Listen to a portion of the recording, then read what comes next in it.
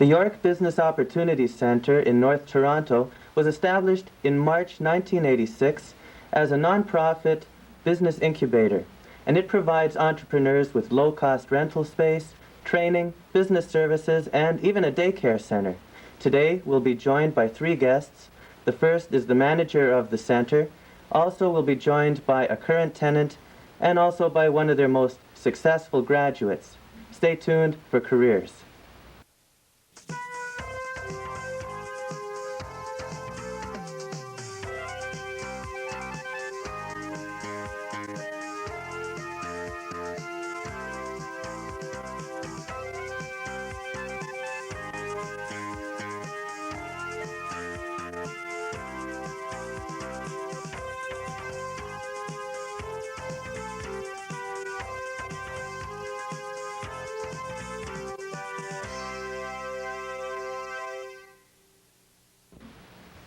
Welcome to Careers. I'm Peter Wolfl.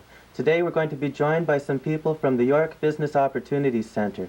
The first is Kathy Coates. She is the manager of the centre, which operates out of a 26,000 square foot warehouse that's been converted to office and industrial space. Jeff Collins is a 50% shareholder in Castar Corporation, one of the centre's most successful graduates. Castar is a consulting company in electro-hydraulic components and subsystems. And our third guest, Zita Harper, is the manager of a company called Waterworks, which designs, manufactures, and distributes swimwear and beachwear. Welcome all of you to Careers. Thank you, Peter. Starting with you, Kathy, could you tell us a little bit about the whole concept of a business incubator? Is it a new idea? Business incubators, I believe, started in the States, Peter. They're less than 10 years old. And Wybach is one of 7 that's operating in Ontario, and we're about, as you say, 3 years old. Okay. And how many companies do you have operating out of your facility? We have 11 companies operating right now. Okay. Now, that obviously didn't happen overnight. How did all this ever get started as far as Wybach is concerned? The Ministry of Industry, Trade and Technology about 3 years ago decided to set up a test project to see how the concept would work in Ontario. And Wybach was one of those centers. Wybach is the center that's operating in metropolitan Toronto. I see. Are they the only ones operating in Toronto? We are the only one in operation in metropolitan Toronto. I see. And how is it funded? We're funded by the Ministry of Industry, Trade and Technology. They've provided startup funds for us. Our other major sponsor is the Learning Enrichment Foundation, which is an organization that has been operating in the city of York for about 10 years, providing community economic development. So what are the center's objectives? The center exists to assist small business to get up and running as quickly as possible. Most businesses will fail in their first year, and so our feeling is that if we can provide an environment in which the businesses can get going much more quickly, much more successfully, then they will create employment opportunities for the community. Okay. And how does the company or Wybach help companies operate?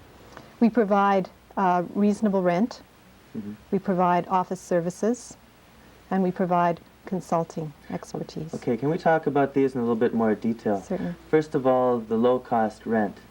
What are we talking about when we mention low-cost rent? A business would typically be paying anywhere between $5 to $8 a square foot, and that includes utilities, maintenance, insurance, taxes. And that's quite a bit below market rate. That's well below market rate here in Toronto right now. Okay, what do they get for that? What is the facility like? Maybe you can describe it. Unfortunately, we don't have a video showing it today. Well, it's humble. Okay. We have it's an old warehouse that's been renovated through the help of the Learning Enrichment Foundation and renovated into units ranging from 500 to 1,000 square feet. Okay, would the tenants then normally do some further renovation on their own? Yes, they would. We would provide the bare walls, hook up the electricity. It would be up to them to furnish the unit as their business required. Are they using the facilities not only for office space but also for any manufacturing? That's right. We do have several businesses that are doing manufacturing. Each unit would have a small office area, and then the rest of the space would be for manufacturing or for carrying out their business as they need. Or for warehousing? storage of supplies and that kind of Right, thing? that's right. Okay. But are the facilities of a good enough nature that they can feel comfortable bringing their customers in to show them their office?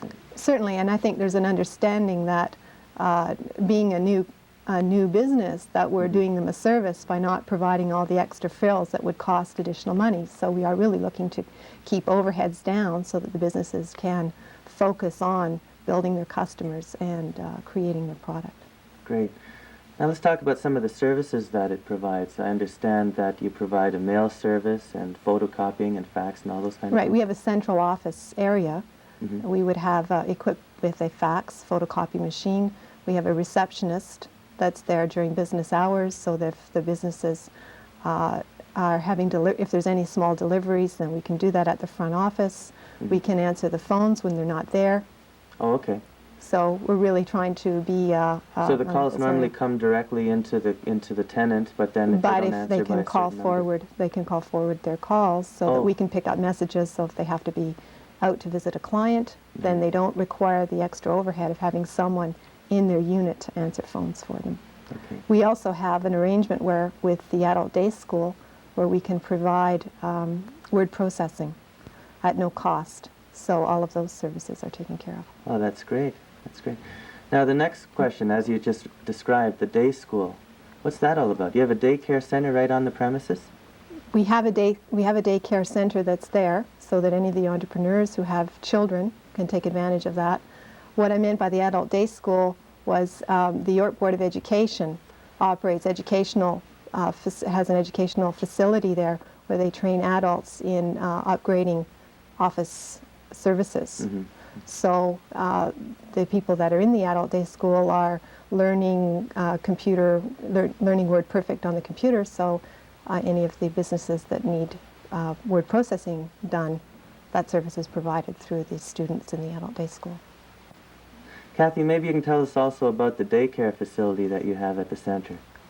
The York Business Opportunity Center was actually has the first workplace daycare center in it, so that any of the tenants who require daycare so that they can get their businesses going, we can provide that service primarily for infant toddlers. Well, that's great. This way, while they're doing their business now and then, they can go in and check on their children. That's right. That's good. Now, the final service, which may be the most important to the entrepreneurs, is what kind of consultation do you provide to them to help them get their businesses going? For each business that comes into the center, they're entitled to 15 hours of free consulting at the onset, and that would typically be 5 hours of consulting in each of accounting, legal matters, and general management. So we would put each tenant in touch with a legal person and an accountant, and typically myself or my colleague would provide the consulting and the general management skills. Oh, I see. Okay.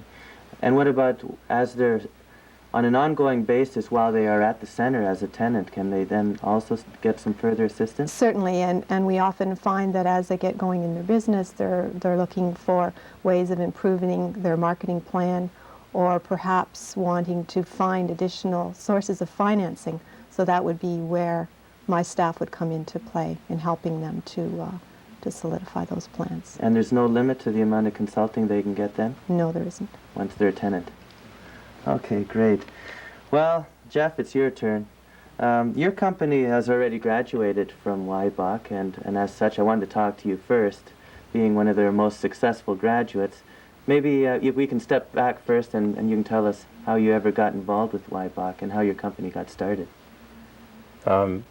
We got started back several years ago. When the idea was forming, I had started from a thesis that I wrote looking for a standardized method of testing for hydraulic equipment, which is the industry that we primarily service. This led into the development of what we call the CAST facility, which is a computer-aided systems testing facility, which we developed over the period of about 1.5 years with an engineer and another marketing fellow who ended up being my partner. We developed the CAST facility into what we have determined to be probably the most sophisticated facility in North America. The facility will have the ability to environmentally and physically simulate actual in-service conditions. As this idea progressed, we started to look into what was going on in the industry at the time, and we were also involved in servicing the industry in another company.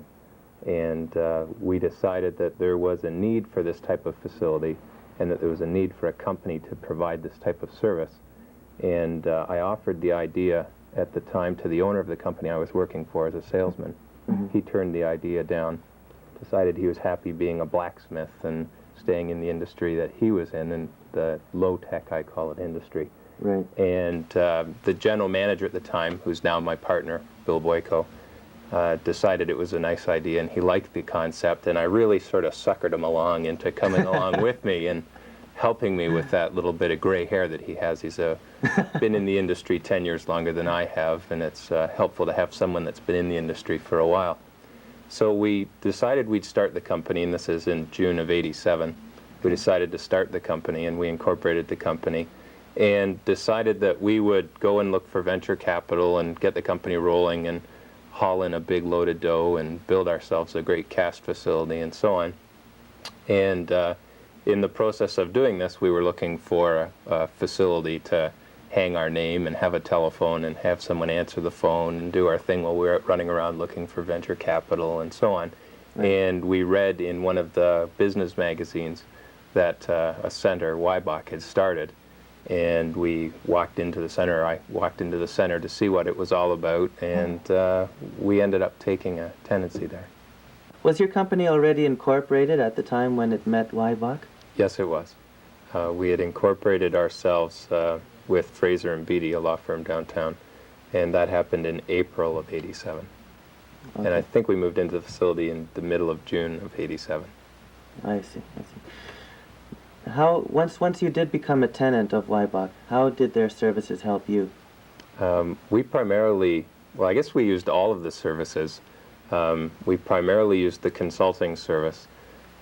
We happened to get in the facility as it went through a bit of a metamorphosis. It went through a change of directorship and so on. And the adult day school had just started, and they were starting to train the staff on word processing and so on.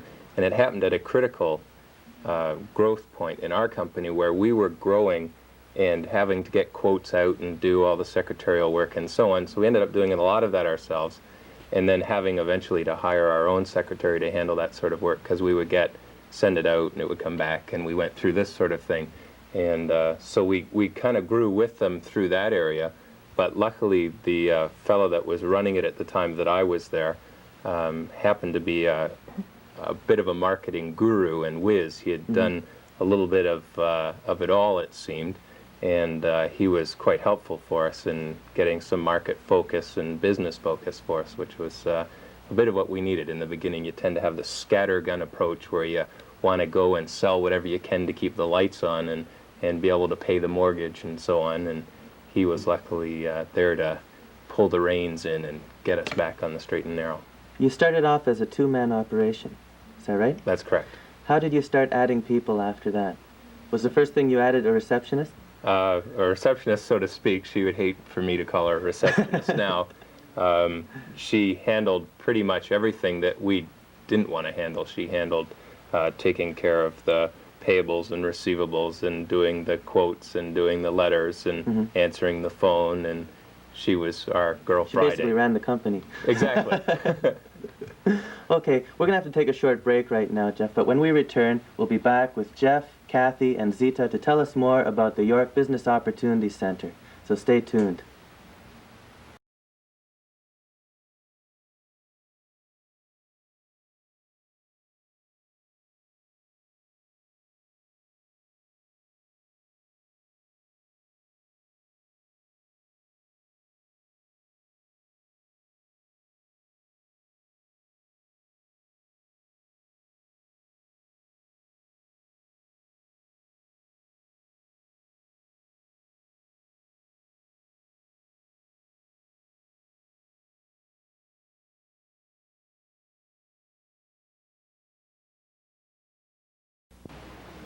Welcome back to Careers. Today's show is about the York Business Opportunity Center in North Toronto. Jeff, your company, CASTAR, maybe you can tell us a little about some of the products that it's marketing.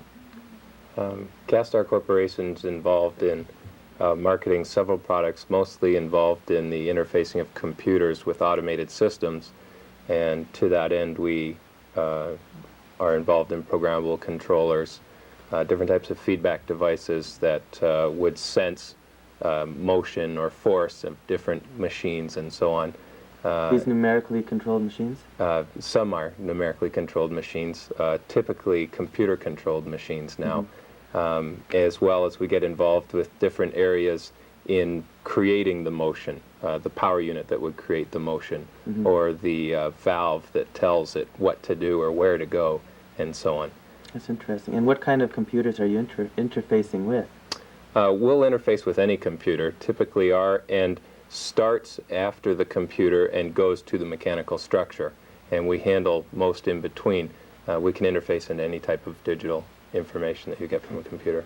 Jeff, you brought a videotape. We're going to take a look at this clip right now, which shows a couple of the industries that CASTAR addresses. The more sales calls Collins made, the more disasters he heard about. The way to solve them? Prevent them.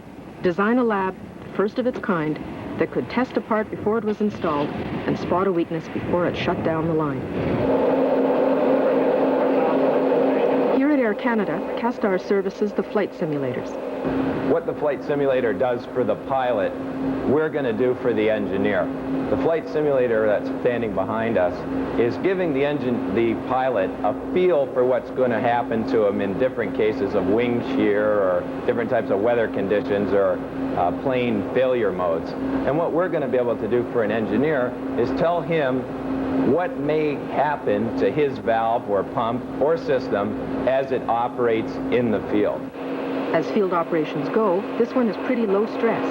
They get a lot tougher. The fella who's going to put a piece of equipment up into the Arctic, he's got to know what's going to happen there. He doesn't want to put a piece of equipment together, drive it up to the Arctic, find out what's going on, and then say, gee whiz, it doesn't work, or wow, it works, isn't that great? And so we said, no, I guess that really means we need some physical simulation to really do this properly, yeah? The cost of doing it properly? About $1 million. Computer-aided system. Jeff, can you describe for us your recent acquisition, which has helped your company expand into the service area and also to find a new location for you? During our first year, we kept hearing this noise of recession, and wanting to avoid recession, we decided being in the service business was the best way to go. They weren't going to be buying new and developing new systems, they'd be repairing the old ones. So in February of '88, we purchased Canadian Servo and Electronics, which was in business in Oakville for about 8.5 years before we purchased them. And since then, we've gotten this client base of mainly blue chip customers, which has certainly helped us get our automation and get our consulting and engineering services off the ground that much faster. Great. Now you're involved still with the Y-Box since having moved out from them. We're involved in a monthly situation where we report our sales and our growth and so on. So they provide you with some ongoing consultation? Yes. Okay, good. Well, we're now going to talk with Zita. I've been leaving her for a while, but we still leave the best to the last. Zita, maybe you can tell us about your company, Waterworks, and how it got started, and then how you found yourself getting involved with YBOC.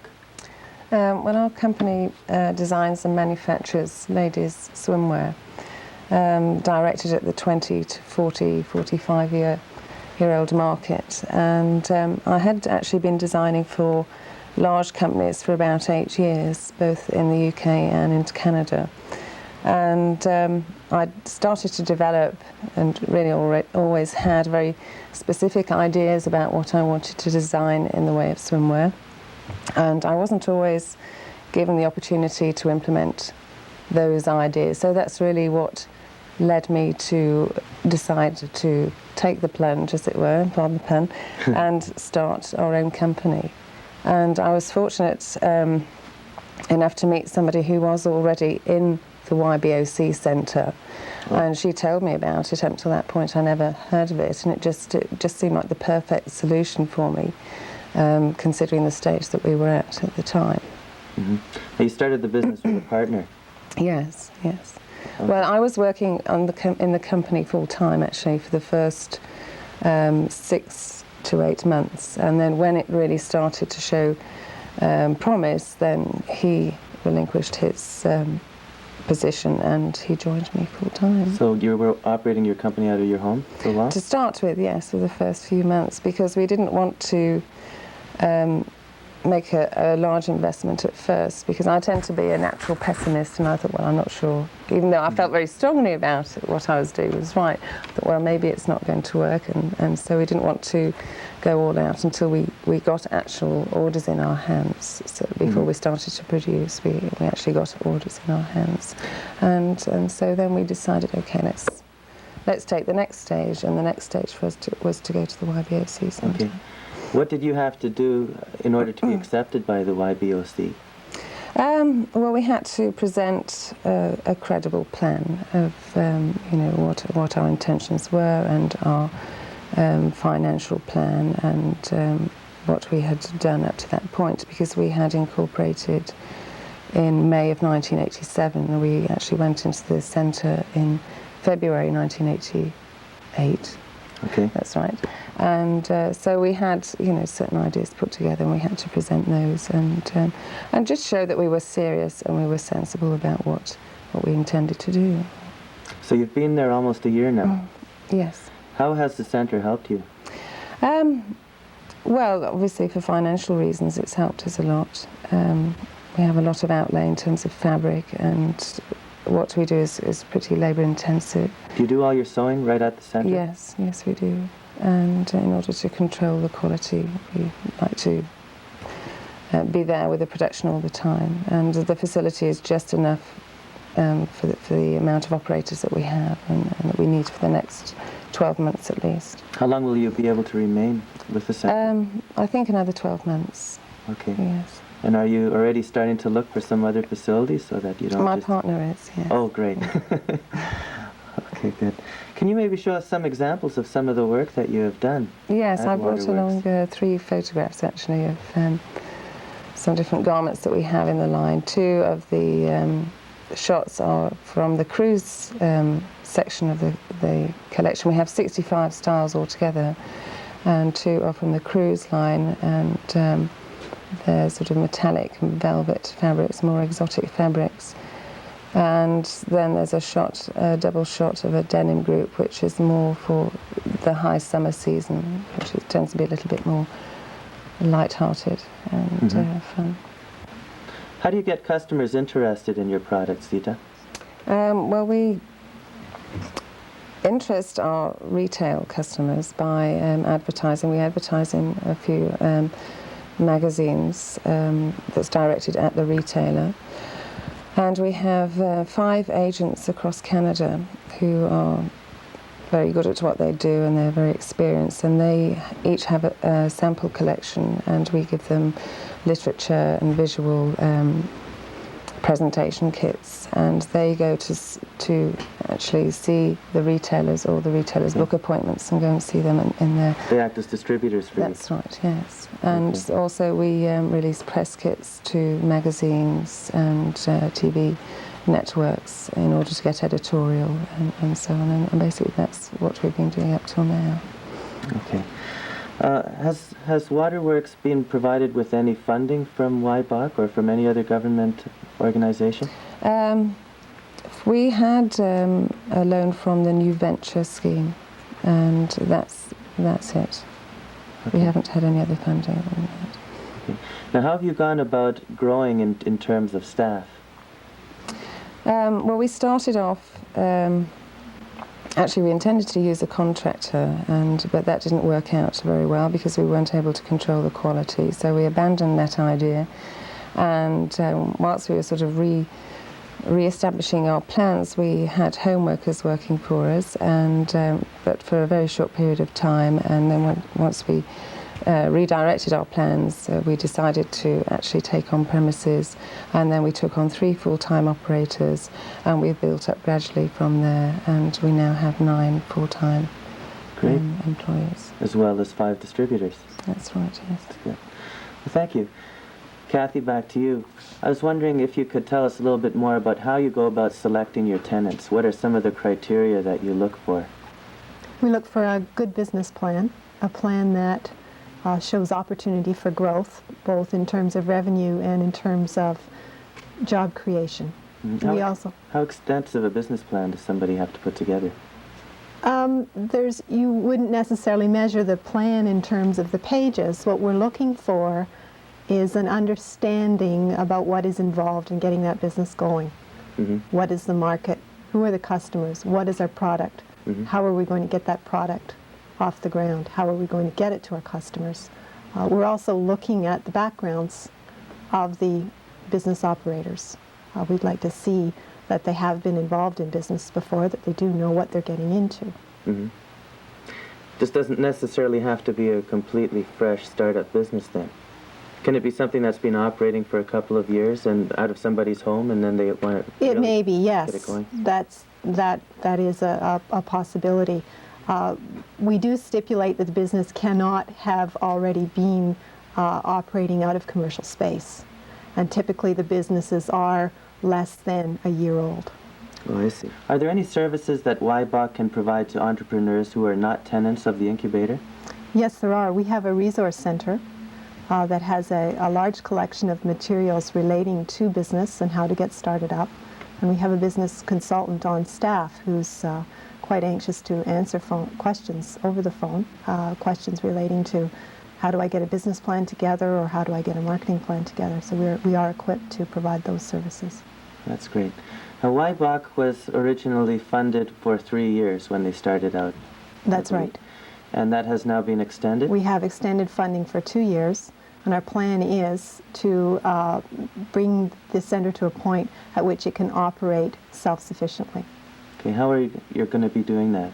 We'll be looking at extending our services and products to businesses in the community, as well as looking to get corporations involved in some of the projects that we're setting up.